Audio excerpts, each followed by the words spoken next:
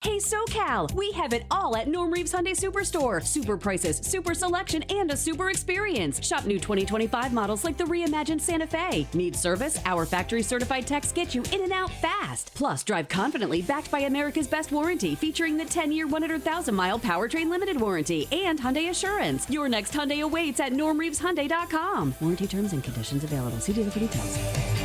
You'll save more at Norm Reeves Superstore. Welcome to the Gay Therapy LA podcast, the show that empowers gay men to live their fullest, healthiest lives.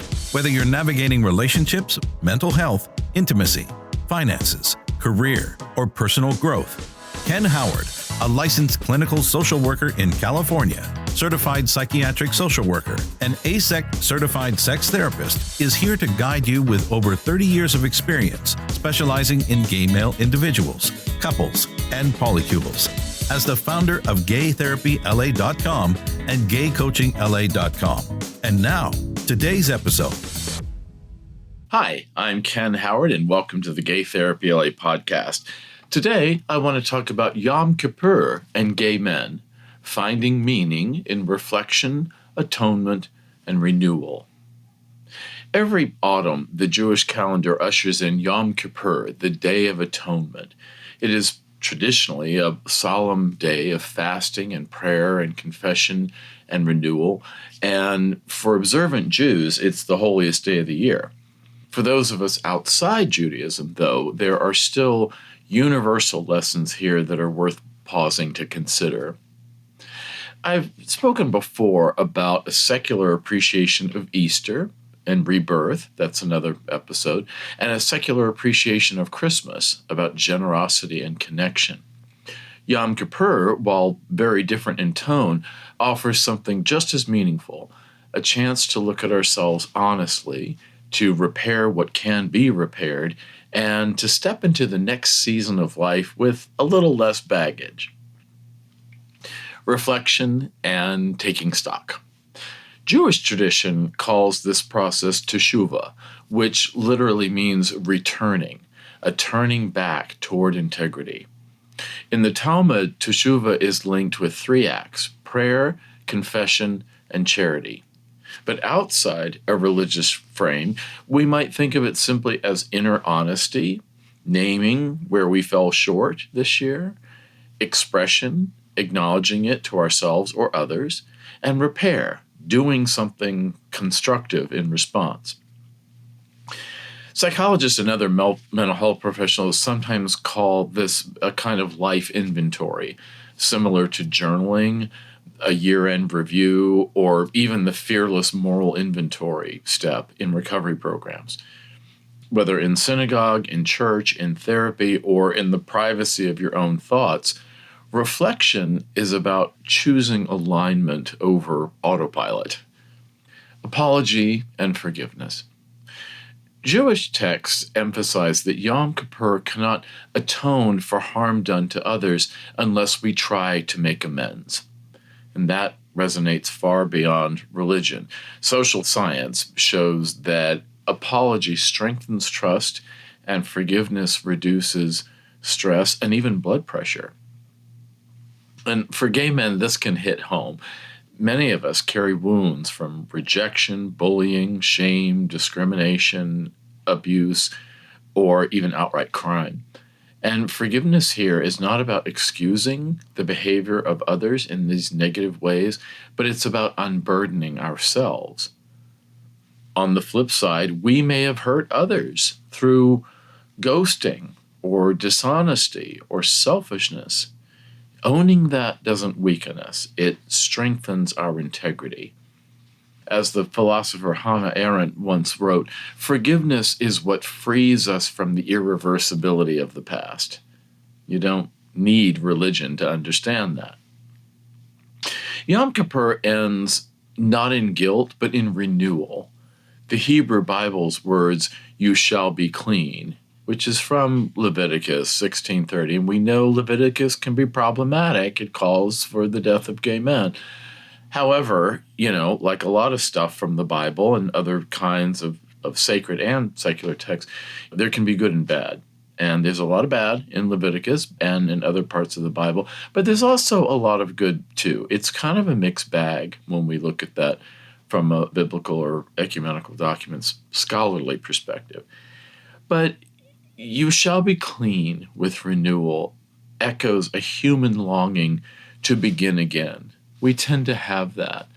In my talk about a secular appreciation of Christmas, we talk about the renewal of the transformation of Scrooge from the miser to the generous man. Because there is that longing to begin again, a renewal, shedding our skin and emerging into a new and more vibrant way of being. Secular traditions have a lot of their own versions of longing to begin again. New Year's resolutions is one, right?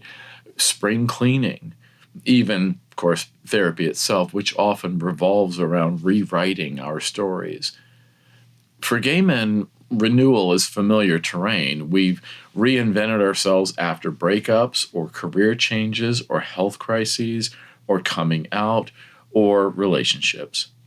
And renewal says you're not trapped by your past. You can live by new choices tomorrow. Let's talk a little bit about respect without appropriation. Yom Kippur is not mine. It is a sacred Jewish holiday, and non-Jews should not mimic its rituals casually. But just as you don't have to be Christian to appreciate the generosity of Christmas, you don't have to be Jewish to appreciate Yom Kippur's message of reflection and apology and forgiveness and renewal.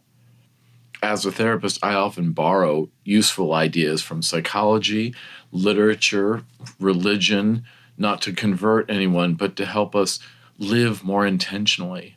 I'll even draw on things like television. Those who have worked with me know I'll often quote the Golden Girls, or I'll quote the classic gay iconic films to make a point, just for fun, because positive messages that we can draw on their energy and to inspire us and to motivate us, that's all around us, and we all have our favorites, I think. So this year, as Yom Kippur arrives, here's an invitation. Whether you are Jewish or agnostic or atheist or secular humanist or spiritual but not religious or none of the above, think about some of these reflection questions. Who in your life deserves an apology? Think about that. Maybe there's no one, but maybe there is someone. Who in your life deserves that apology? Who in your life do you need to forgive? Not to excuse them or condone maybe what they did to you or others, but just to free yourself, to be unburdened of the drama that occurred with them. What patterns from the past year would you like to leave behind? You're not burdened to repeat in the next year what you've done in the past. You get to do not quite a redo. You can't turn back time, as Cher would say, but you can make a commitment to new patterns and very consciously leave old patterns behind that just don't serve you anymore. And think, what else have you got? What other patterns can we start to establish that are much more affirming for us and maybe the people around us too? What values do you want to carry into the next year? These are timeless human questions, and for us, as gay men, they can be especially powerful because we know a little something about shame, and we also know something about turning shame into pride, and isolation into community, and adversity into triumph. So, may your reflections be honest, your apologies humble, your forgiveness generous, and your renewal bold. If Yom Kippur's themes resonate with you, reflection, apology, forgiveness, renewal, you don't have to walk through them alone. Therapy and coaching both can be a safe place to explore what's weighing you down, make sense of your relationships, and practice living more in line with your own personal value system. If you're a gay man in California seeking psychotherapy, visit gaytherapyla.com, my website, to learn a lot more. If you're outside California, but anywhere else in the US or even worldwide, I offer coaching services through gaycoachingla.com. And for questions, feedback, whatever, you can call or text me is the fastest at 310-339-5778. That's 310-339-5778 to schedule a free 15-minute consultation. Most of you know me, you know my background, but in case you don't, I'm Ken Howard. I'm a licensed clinical social worker in California, and I'm also an ASECT certified sex therapist with over 30 years of experience as a specialist in gay men's mental health, almost exclusively in those years. From my home office in West Hollywood, California, I work with clients locally and internationally, and I help them overcome shame and build confidence, strengthen relationships, and live authentically. I've also taught at the USC Suzanne Dworak Peck School of Social Work as an associate adjunct professor, and I trained graduate social work students in clinical practice in evidence-based psychotherapy and LGBT psychosocial and clinical issues and couples therapy. So through these content areas, my blog articles on Gay Therapy LA and gaycoachingla.com, the podcast, of course, and my therapy and coaching practice full-time from my home office, my mission is to empower gay men to thrive personally and professionally and in all kinds of interpersonal relationships. So if you can, do a like or a share or a comment and spread the word, because I want to reach as many gay men as I can with some of this material in the hopes that you find it helpful. So thanks, and I'll see you next time.